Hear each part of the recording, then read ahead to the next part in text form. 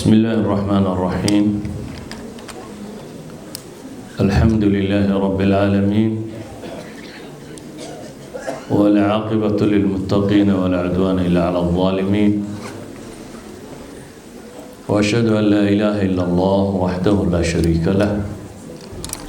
وأشهد أن محمدًا عبده ورسوله وصفيه وخليله. اللهم صل وسلم وبارك على محمد وعلى آله وصحبه وسلم تسليما كثيرا.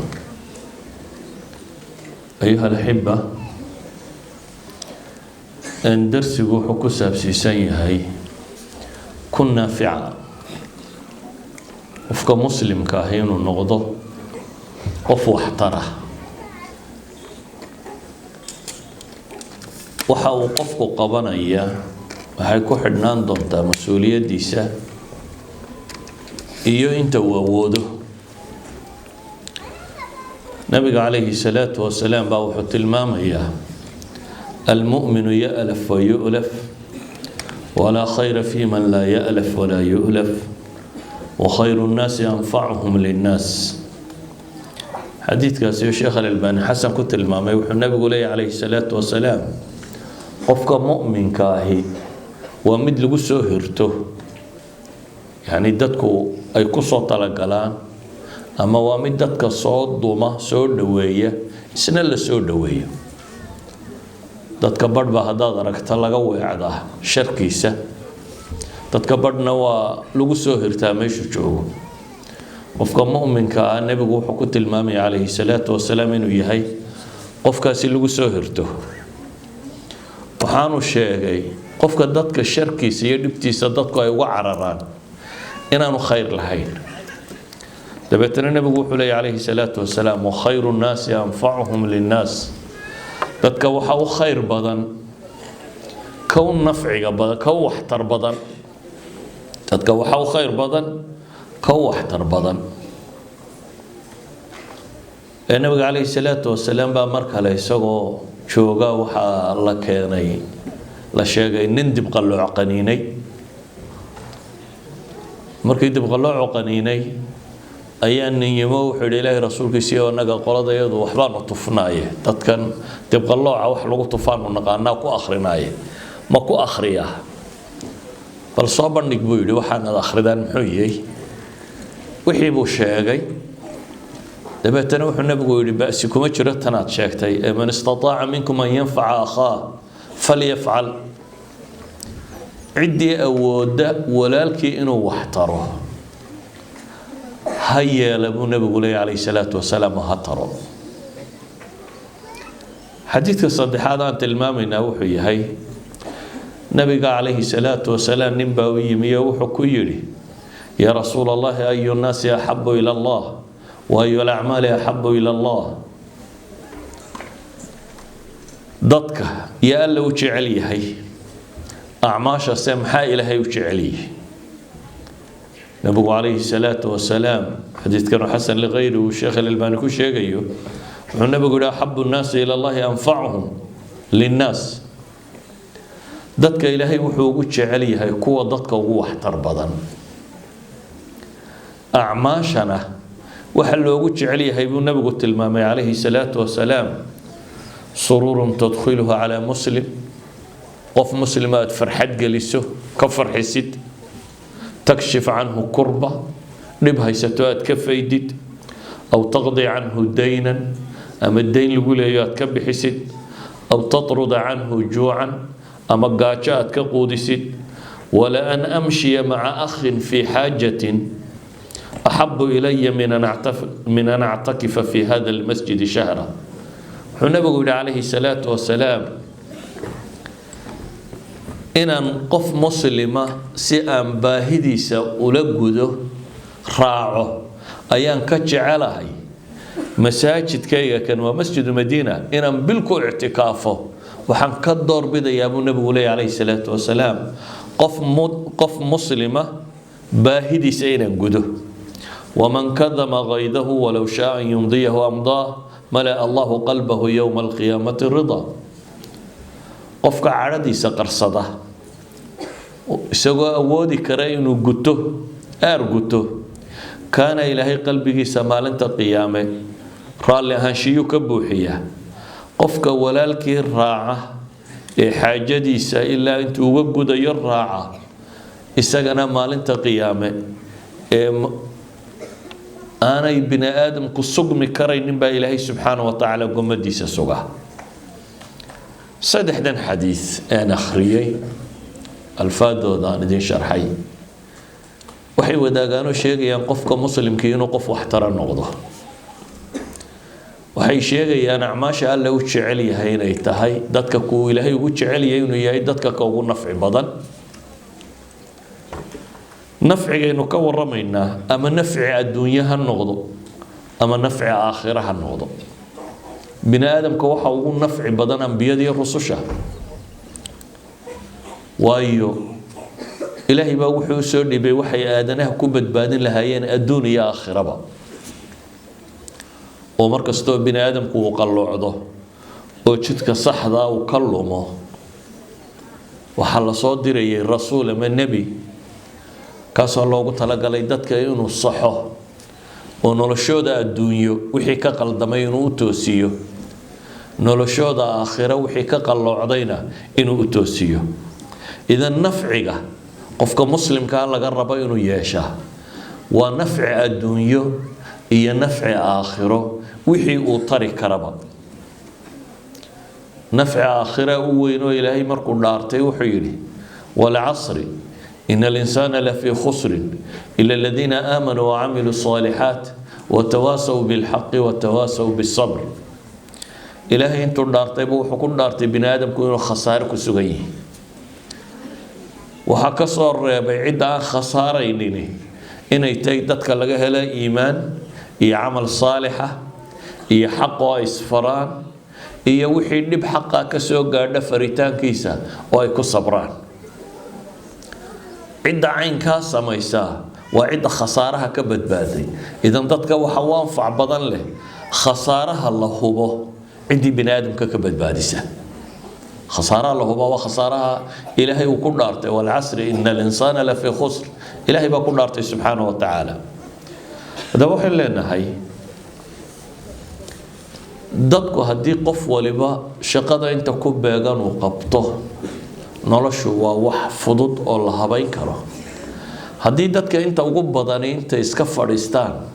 dad gaara la yidhaahdo waxa qabtaan ummadaasi ma horumarto مثلا النبي محمد مركو جوغي عليه الصلاة والسلام صحابو الدين الشيخ مية اسكفر ديانا يدهدين دين نبي ما ماشي جوغا مايا إيانا ويسي شيغيين سيدا اوغيد باي دمان تود شقا هيين دمان تود شقا داي قبتين مثلا أبي بكر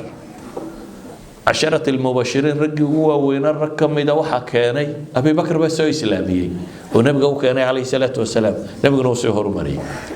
صحابة النوم اللي بالشقادة أنتوا قرنا يجيبوا غبطة من دجال كقيب قلا من هجامية دجال نو مية أول كتبت حديث كواركتين عن خالد بن وليد سما ميدان مغل حكوا عن بحد خالد حديث ورينا ما يبغى شيء عن خالد رضي الله عنه ولا ليه لقما يا بين دركته هدنا عند المسلمين ورجل معروفة عند المسلمين ده تاريخنا ما أنت بني آدم ككلية استراتيجية ده عساكرت خطط كيسيبا لغوريغا وحكم ده وحي ومدة وقبن كريه وغبطي كوي علم قبرتي وحي ومدة وقبن كريه بقبتين كوي تلقرني وحي ومدة مركا قف ولما مركا وكنت تلقى وحقبته ويقول ليسته حديثة مثلا دين تفافنت هذا تلاهدان أو هبل أو هبل بقى مسؤول كأدي دين ضدك أنت كلنا ويسوق يان دي دين فافي ما يسوق أو هبل أنتو قارية ضدك مسلمين تسوي إسلامية مركو صدح عشان النبي قال لك شو جنبه بحي ده بتنسوا قبائل دم وضوء سوي إسلامي وكيني ضدك سيم كشوجا أفرتن سناد مسلم هيد ولي أنا قف مات كيني أفرتن سناد مسلم هيد وهي أدوين حلكوا بكساري بعد ربع سنين النبي عليه الصلاة والسلام ركعوا حكوت المامية ضدك وحى خير بدن ضدك النفع بدن له واحترسن waxtarkaasi wax kasta oo bini aadamka la taraa waa waxtar xataa xayawaanka waxa la taro xataa xayawaanka xadiista waa ku aragteen qof dumar oo la yiri ay waraabisay baa ilaahay ugu dambi dhaaf ay bay waxtartay dabeetana appreciation waa la qiray waxtarkeedii fashakara allahu laha baa la yidhi ilaahay baa uga mahadnaqay eygay waraabisay nabi yuusuf baan qisadiisa markaa dhowr shay ka tilmaamaya maadaama waqtigu kooban yahay nabi yuusuf iyadoo la dulmiyey oo dembi aanu gelin lagu qaaday iyadoo la og yahay inaanu dambaabin uma badaa lahum min bacd ilaahay wuxuu tilmaamayaa markay u caddaatay inaan waxba samaynin bay xukumeen oo ay xabsiga dhigeen muu odhanin nimanka ay xidhay waa gaalo xabsigoodii baan ku jiraa nimanka wax damboona maraya naga dhaxeeya ma jiraan إلهي وحليه سبحانه وتعالى ودخل معه السجن فتيان قال أحدهما إني أراني أعصر خمرا وقال الآخر إني أراني أحمل فوق رأسي خبزا تأكل الطير منه نبئنا بتأويله إنا نراك من المحسنين لبويلو كم إذا دتك حبسك لك علي أيا أيمي ريا أي كسر رياضين بيلي النوفصر riyada waa la fasira waa cilmi la barto waana dhici kartaa riyadu sidii aad ugu riyootay practically inay iyadiiba noqoto aan ta'wiil u baahnayn waa dhici kartaa inay mid ta'wiil u baahan tahay waa dhici kartaa in shaydaan iyo naftu kugu cayaareen oo waxaad ku riyootay baanay wax qiimo la ahayn si kastaba ha ahaatee nebi yuusuf riyay u keeneen riyadaa noo fasir bay yidhaahdeen maxay raaciyeen innaa naraaka min almuxsiniin isagoo xabsi ku jira ayaa waxa la leeyahay waxaanu ku aragnaa qof wax tara oo ihsaan sameeya inaad tahay macnaheedu waxa weeyaan xabsiga gudiisiiba wuxuu ku caanbaxay qof muxsina oo dadka wax taraya wuxuu tijaabiyay inuu iyagana wax taro laakiin wuxuu uga bilaabay waxtarka weyn buu uga bilaabo marka hore wuxuu sheegay ninkuu yahay inuu aabayaal iyo awowyaal nebiyaa ku abtirsado dad tawxiidka rumaysan inuu yahay dad gaala inuu ka yimi dabeetana intaanu riyadii fasirin wuxuu u sheegay wixii ugu anfac badnaayee dadkani u baahnaayeen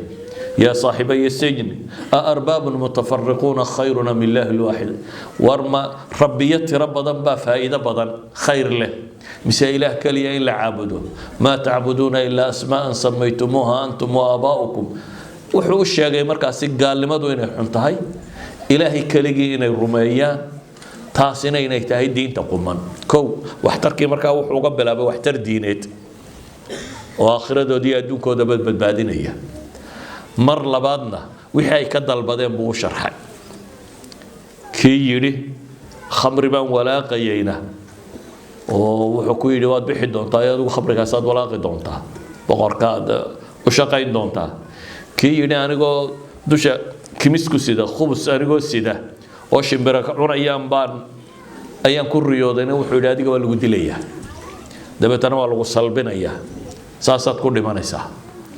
idan labada nin nebi yuusuf wixii ay rabeen wuu u sheegay wuxuu kaloo ugu daray wax uga anfac badan waxay rabeen oo ah inay salaamaan nebi yuusuf mar labaad iyo mar saddexaad baan ku noqonaynaa qisadiisa waayo waa meelun baan rabaa inaan taataabto waxa u yimi walaaladii oo kuwii godka ku riday ahaa muu odhanin haddaanana fursad haystaaye haweenanana god kale ku ridaa isagoo yar bay qaadeen god bay ku rideen waa kaga tageen dabeetana wixii iyo mashkilada uu soo maray dayaga u sabab ahaa godkii baa laga qaatay sidii xoolaha la kala iibsaday nin boqora baa iibsaday gurigii boqortooyadu ku noolaa islaantii guriga joogtay baa hunguraysay waa diiday kufsi oo istiri waa cararay waa marada ka dildilaacisay albaabka lagula kulmay dabeetana isagii baa haddana la xidhay iyadoo laga markhaati kacay inaanu isagu waxba dhibin ayaa isagii la xidhay kuwii waxaasoo dhiba u sababo baahan baa u yimi maxay leeyihiin قالوا يا أيها العزيز إن له أبا شيخا كبيرا فخذ أحدنا مكانه إنا نراك من المحسنين way u yimaadeen raashin buu siiyey haddana lacagtii ay siteenna wuu ugu daray waa soo noqdeen akhiiran markii uu walaalkood kala hadhay yaraa ayay waxay leeyihiin ninkaagan talada hayaa wiilkan yare aabbo da'a buu leeyahay ee midkaayo ku bedel innaa naraaka min almuxsiniin eraygan baan u jeedaa markaa eraygii labadii nin ee xabsiga la galay ee ku yidhaahdeen ayuu ku leeyihiin yuusuf walaaladii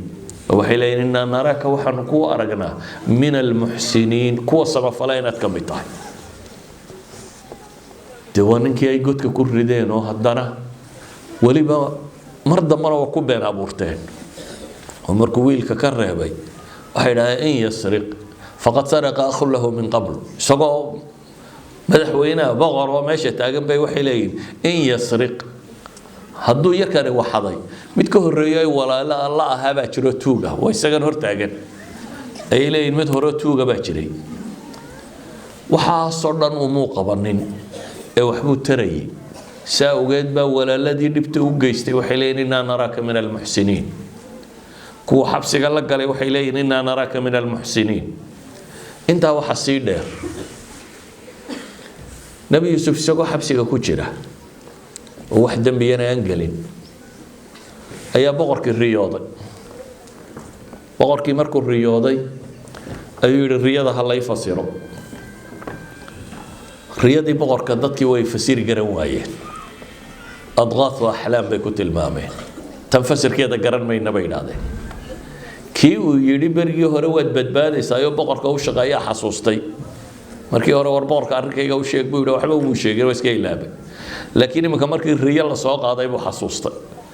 dabeetana wuxuu yidhi ha lay dira aniga anaa yuusuf u tegaya ninbaa halkeer jooga xabsiga oo riyada si fiican u fasiraye aniga ha lay diro ninkii baa yimi oo wuxuu leeyahay yuusuf ayuha sidiiqu aftina fi sabci baqaraatin simaanin yakuluhunna sabcun cijaafun wa sabci sumbulaatin khudrin wa ukhara yaabisaatin lacallii arjicu ila annaasi lacallahum yaclamuun waxaanu aragnay 7 boqorkii wuxuu ku riyooday baa la yidhi 7 sac oo naaxnaaxsan oo 7 liitar cunayaan iyo 7 saabuul oo cagaaran iyo 7 kale oo engegan riyada fasir buu yidhi waxa laga yaabaa dadkii inaan ku noqdo oo ay wax gartaan haddii lagu xidho oo dowlad gaaleed ku xidho oo lagu yidhaahdo ra'iisul wasaare ama madaxweynihii baa riyooday oo riyadii la rabaa in la fasiro oo aad weliba ogtay riyadan inay ka warramayso dhaqaalaha waddankan iyo sida la yeelayo maxaad yeeli lahayd adana waa gaalaha marati naga dah nabi yuusuf muu odhanin war nimankan gaaleed ha iska madhaan ee uu riyadii buu fasiray muu odhanin horta xabsiga iga sii daaya haddaad rabtaan inaan wax idin taro muu gorgortamin xabsiga haddaan ka baxo umbaan wax idiin samaynaya ma ku odhanin wuxuu taagan yahay anfacu nnaas inuu noqdo khayru nnaasi anfacuhum linnaas wuxuu u sheego wuxuu ku yidhi 7 sano oo barwaaqo ah idin soo mari doona 7daa barwaaqo ah wixii aa goosataan saabuulkiisa u daaya midhaha intaa cunaysaan mooyaane inta kale sideeda meel ku dhiga waxa ku xigi doona buu leeyahay 7 sannadood oo kale oo abaar ah oo 7daa sannadood ee abaarta waxaa cuntaan 7daa hore wixii aa beerayseen baa la cunayaa sanad kale ku xigi doona oo maxay ah barwaaqo ah oo nimankani 2 toddobaad un bay u sheegeen sanadka dambe xaggu ka keenay dee haddii 7 barwaaqo tahay oo 7da ku xiga abaar tahay ka ku xiga waa inuu noqdaa barwaaqo haddii kale wuxuu odhan lahaa 8 abaar hadday idin soo maraysa maadaama uu yidhi 7 abaara waxa macruufa sanadka ku xiga markaa inuu khilaafa hada 7 uu yahay nabi yuusuf wuxuu u sheegay 15 sannadood dhaqaalaha waddanka sidii loo maamuli lahaa 15 sannadood ee mustaqbalka ee soo socda iyo dhaqaalaha waddanka kan Masar la yiraahdo sidii loo maamuli lahaa buu sharxay waxaan u sheegay dhibaatooyinka soo socda waxa lagaga baxayaa inay tahay 7 sannadood ee hore kaydka ugu badan in la dhigto in yar oo la cuno mooyaane toddobada abaartee dambana kaydkii la dhigtay in lagaga baxo dabeetana sanad baa ku xigi doona waxay tilmaamaysaa qofka muslimka inuu yahay qof naafica aynama xal wartaxal meel kasta uu dego ama se uu tago qofka mu'minka inuu yahay qof waxtara abubakar ayaa mushrikiintii markii ay dhibeen muslimiinta ayuu is yidhi iska hijrood ardal xabasha iyo meeluunu kaco ka bax makuu ka baxa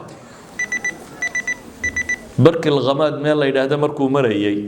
ayaa waxaa la kulmay nin la yidhaahdo ibnu dakhina qabiil qaara la yidhaahdo buu oday caaqil suldaan uu u yihi waa qabiil gaaleed dabeetana abibakar buu wuxuu ku yidhi ayna turiid ya abibakar xagaad ku socotaa abibakar baa wuxuu yidhi akhrajanii qowmi min hadihi اlbalda faana uriidu an asiixa fi lardi faacbuda rabbi tolkay baa isoo saaray oo maka iga soo saaray waxaan rabaa an asiixa fi lard siyaaxada waxaa la yidhaahdaa culammadii hore waxay ku tilmaamaan inay tahay qof intuu iska baxay inuu ilaahay inuu cibaadaysto meel gaaraba aan ku soconin iska dhaqaaqunoo meeshaad aragtaba ilaahay un ku caabudo meeshaas kaga tag abubakar wuxuu leeyahy maka waan iskaga imi waxaanan rabaa inaan iska socdo uun ilaahay dhulkiisa maro oo aan ilaahay caabudo waayo tolkay baa isoo saaray u fiirso ibnu dakhina waa nin gaaleed oo oday qabiil gaaleed ka taliya ah wuxuu ku yidhi ina miluk laa yakhruj walaa yukhraj adigoo kale buu yidhi abibakarow nin tolkii ka tagana ma tihid nin la saarana ma tihid adna kuuma cuntato inaad iska tagto nin la saarana ma tihid waayo abibakar wuxuu ku leeyahay markaa fainaka tuksibu lmacduuma وتصل الرحم وتحمل الكل وتقري الضيف وتعين على نوائب الحق أبي بكر وبولي أدو حطهي نين دتك فرمرنا وحبهي سنين واحتره وهذا يقولي نين رحمك يا قرابة يا طلق حديدي حقال بحديدية وهذا يقولي قفك علوس يا مدين أما مج أما وحلاها يستو قف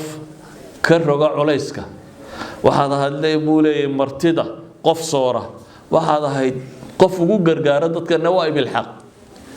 abubakar markaa wuxuu ku sifeynaya qof bini aadam oo wax tari wixii uu qaban jiro dhan inuu qabto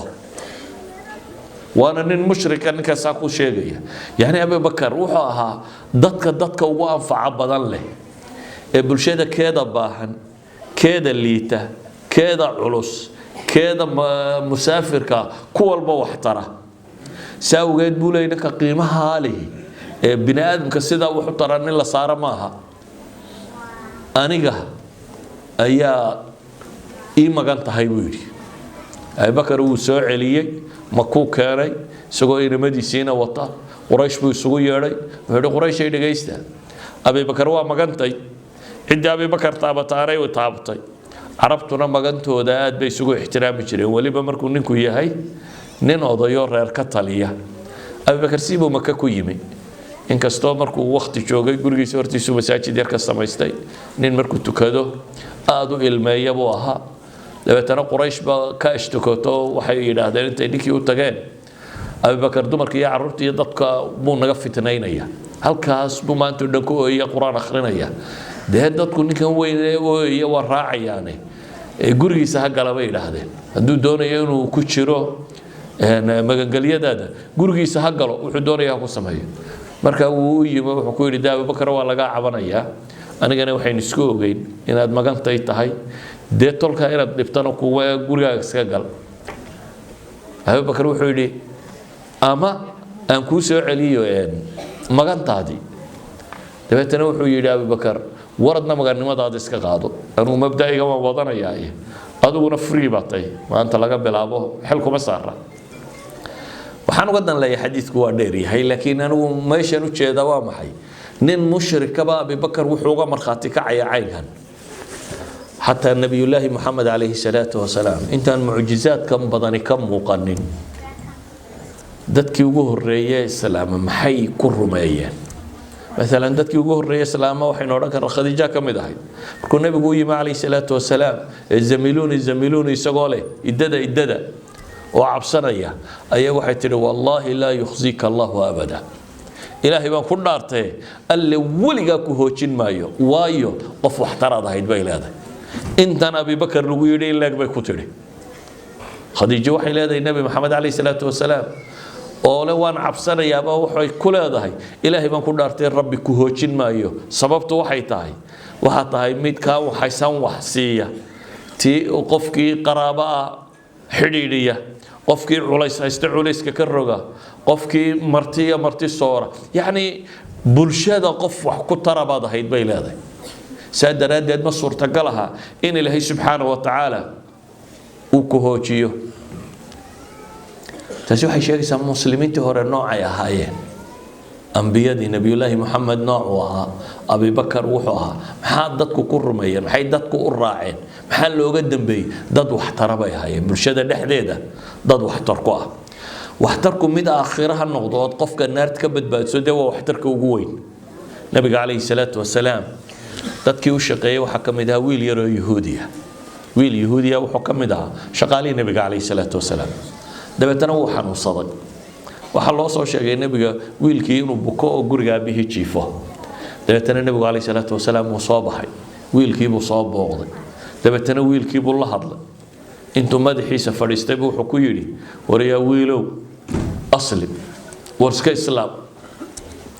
wiilkii baa aabihii eegay markaa aabihii baa wuxuu ku yiri markaa ati abul qasim sallallahu alayhi wasallam yeel waxa uu ku sheegay abul qasim waa nabiga calayhi salaatu wasalaam kunyadiis dabeetana wiilkii baa islaamay markaasuu nabigu wuxuu leeyahay alxamdulillaahi alladii anqadahu min annaar waxaan mahad u celinayaa allihii ka badbaadiyay wiilka ka naarta ka badbaadiyay aanu gaalnimo ku dhimanin yani nabi maxamed calayhi salaatu wasalaam wuxuu gurigiisii uga yimi ee guriga yahuudiga u tegay ilmaha yare xanuunsanaya ama wiilka xanuunsanaya inuu naar ka badbaadiyo aanu ku dhimanin gaalnimada inaanu ku dhimanin waxa la dadka wax la taro oo waliba dadku wax tar waxay ugu baahi badan yihiin markay baahan yihiin ama aakhiradooda ha noqoto ama adduunkooda ha noqote islaamnimada macnaheedu waxa weeyaan waa qof bini aadamka oo dhan nicmada la jeceliyo wanaag iyo khayrka waxa dhacay ilaahay wuxuu quraanka ka warramaya qiso suuratu yaasiin qisada ku jirta mu'min suuratu yaasiin nin ayaa ilaahay ka warramay ninka ilaahay magaciisa inooma sheegin magaalo deganaa lama sheegin wax title oo watay lama sheegin ilaahay wuxuu ku tilmaamaya wajaa min aqsa almadinati rajulun yas'a magaalada halka u dambaysan nin ordaya ka yimi ninkan magaaladii uu joogay saddex rasuul baa loo soo diray u fiirso qisadan saddex rasuul baa la soo diray laba la soo diray saddex baa lagu wixiiba waa beeniyeen adigu haddaad joogto magaalo saddex rasuul loo soo diray oo saddexdaba la beeniyay maxaad yeeli lahayd inta ugu badan waxa dhaw ma nimanka rasuusha diidaaniga aqbalaya soo ay kaan ma tirahdeen يعني مسؤولية ما صارت ما دام صدح رسول بلديدي هذا ده ماشي صدح رسول لديدي مشقة كبرنان لكن كان إلهي قرآن كلا آخرنا يا إلى قيام الساعة قصدي سوى حلاقو قري وقف اسكت دين ومسؤولية قاضي كأنفعه اسمه أوران صدح رسول ما ماشي شوقي وحو قرطي إن سجنا حل ساري وغيران إنه ضدك كوي هذا وهو يعني من كان راع سببتك الراعي سنة واندي شقية وحلي يا قوم اتبعوا المرسلين والرسل الراع بولي وهو ما حي سببته اتبعوا من لا يسألكم أجرا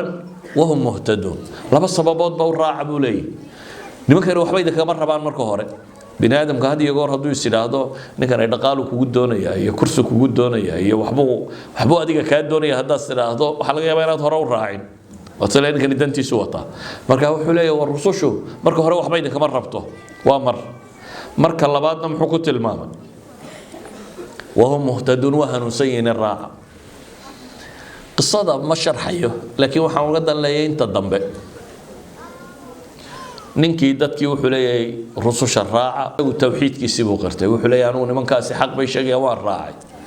qisada ka muuqata waa la dilay ninkii waa la dilay ilaahay baa ka waramaya markuu dhintay sidii uu fakarayay markuu dhintay aakhira qabtay sidii uu fakarayay baa ilaahay inoo sheegaya muxuu ka fakaraya qiila dkhulil janna baa ilaahay leeyahay waxa la yidhi war jannada gal قال يا ليت قومي يعلمون بما غفر لي ربي وجعلني من المكرمين تلكي ولي وناك بول الراد عينيه وحلي الله جعلان لهاي إني تلكي أقادان وحن معي لهي سياسة دنبي ويقول رافي إيانها إسلاماني وحو ولي خير لك علي كوي سودي لي مو أردنين هذا قد يلقوا الدلم حاضر الله إلا ونار تكوى كوفة سماها يعني عقلك بني آدم كنت بدنا أرسو بك فكرة وكوي وحكو سمياد ونا آخر ودر لكن يقول للدلي وقدر له الدلي وصدح رسولي بينيين ووحو يري حق هيدو قدر له الدلي هدنا أيها هدنا وحك فكرية ورنمنكي يا ونا قال هلاي وشاقا يقول الرعاني marka waxay tilmaamaysaa qofka mu'minka inuu yahay dadka qof khayrka la jecel dadka qof raba inay wanaaga qaataan khayrka la jecel haddaba qof kastoo muslima xilka saaran wuxuu yahay inaad noqoto qof bini aadamka khayrka u horseeda hadduu yahay mid adduunyo iyo hadduu yahay mid aakhiraba dunida dadku waxay ku islaaxi lahaa say nabad u heli lahaayeen kuwada ducafada si loogu gargaari lahaa kuwada jaahilkaasa wax loo bari lahaa kuwada aqoonyahankaasa loo tilmaami lahaa ummaddu markuu qof waliba xilka isa saaro oo contribute gareeyo wanaaga ayay ummad jirta noqotaa ummadda marka qof waliba uu iska dhiga cadam ilmasuuliya inaan isaga waxba saarayn qol kalena laga sugo inay wax hagaajiyaan way jabtaa waana Soomaalidu say hadda u badantay dad maqan oo inaan garanayn meel ay ku maqan yihiin baynu sugaynaa wadankeena iyo dalkeena iyo dadkeena bayna hagaajiyaan inaguna waxaanu rumaysanay qof waliba inaan isaga mas'uuliyad saaray ilaahayna wuxuu inoo tilmaamay quraanka ninka saddexda rasuul iyadoo la diiday rumaysanin mas'uuliyad saaranta xil isa saaray waliba meesha lagu diiday aan joogin ee ka yimi min aqsal madiina magaalada halka ugu dambaysa sifadu ku yimi hadana ahayd qof mas'uuliyada xambaarsan oo degdegaya ilaahay wax calaamadana uma yahay rajul wala tankiri rajul bal tilmaamay oo yas'a nin ordayo buu ahaa waxaynu u baahanay marka ayuha alhibba dad wax taraynaynu noqono nabiguna alayhi salatu wasalaam wuxuu tilmaamaya da inaad wax practical oo ummadda u qabatee haddaad tilmaamto uun ninbaa nabiga u yimi sheeganaya dhib wuxuu raacanay inuu u baahan yahay dabeetana riwaayadka qaarkoodna nabiga yidhi bay riwaayadka qaarkoodna nin kale yidhi mahma takun ninbaa wuxuu leeyahay war hebel u tag waa laga yaabaa inaad isaga wax ka hesho nabigu waxba ma hayo markaa عليه الصلاة والسلام وتلمامية نكان أنا وحبة طريق كريمين لكن مو أرني وحبة كطريق كريم ما يسكتك إيه وحلا يدي بالهبل أوتك وحلا جاي أباين أتكه شو واحد ربطيه هبل كيبو أوتجي دبتنا دنتي سيبو نكي كلو فولي مركزان نبي الله شيء نبي يقول من دل على خير فله مثل أجر فاعله حديث كي مسلم من دل على خير قفك ضدك خير تلمامه ninkan waxa loo tilmaamay waxbuu ku weydiisto wax tiri waxa ma hayo laakiin waxaad ugu dartay war bal hebel siimar waa laga yaabaa inaad ninka ka heli karto mujarrad waa tilmaamtay adu waxba maad bixinin tilmaamtaasi hadii ay guul keento nabigu wuxuu leeyahay man dalla ala khayri wanaag cidii dadka u tilmaamta falahu mithlu ajri fa'ili kii sameeyay bal damti وكي سمينا أجر كيسي ولي أدونا أجر ولك ما كاسمي أجر كيسي بعد لهذا إذا أما نفع أدون هالنقض أما نفع آخرة هالنقض قفك مؤمن كي وين نافع النقضة وين أدمرك هرك فكر يسادتك السداد وحطار الهي علي بن أبي طالب ayuu nebigu ciidan u dhiibay dagaal baa la galay khaybar meesha la yidhaahdo labadii maalmood hore waa la furan kari waayey wuu adkaaday dagaalkii maalin saddexaadii ayuu nebigu sheegay calayhi salaatu wasalaam nin ilaahay jecel yahay ilaahayna jecel inuu raayada loo dhiibi doono cali oo xanuunsan ayaa loo yeedhay nebigaa u duceeyo ku tufay waa bogsaday cali baa la yidhi ciidanka hogaami dagaal buu gelaya haddaad janan dagaal gelisa maxaad kula dardaarmi lahayd nimanku iya kaa baxsanin soo maaha si fiican dagaalka u gal maya nebigu wuxuu kula dardaarmay fawallaahi لا يهدي الله بك رجلا واحدا خير لك من أن يكون لك حمر النعم حنبه كلا دردار إلهي بان كل دارته mid quro kamida gaalada in ilaahay ku soo hanuuniyo ayaa kaaga khayr badan geelkiisa casas يعني ina wadanka furataan oo qaniimo iyo xoolo badan heshaan oo tidhaahdaan gaaladiina waa laynay xoolana waa ka soo helay waxa ka faa'iido badan buu nabigu leeyahay mid kamid ah inuu diinta qaato marka asalka qofka mu'minka xataa haduu goob dagaal joogo dadka la maaha hadafkiisu dadka xoolo ka hel maaha hadafkiisu waa dad intan inay faafto hadafkiisu waa inuu dadka naar ka badbaadiyo qof gubanaya haduu ka soo horbax ma had sameyn lahayd qof dab ku dhago ololaya haduu ka soo horbaxo wax kale kama fakarteen koow waxaad ka fakari lahayd maxay inaad bakhtiiso ma isodhan lahay waa horta kolley waa kaa gubanaya uu sii socdaayo jeebka baadhan bal in wax ku sii jiraan ka gaadhsii saacadda iyo wax ka fur yani mentaalitiga qofka muslimkii dhaqaalaha maaha dadkan inaad xoola ka hesha maaha mentaalitiga qofka muslimkii maaha dadku inay dhintaan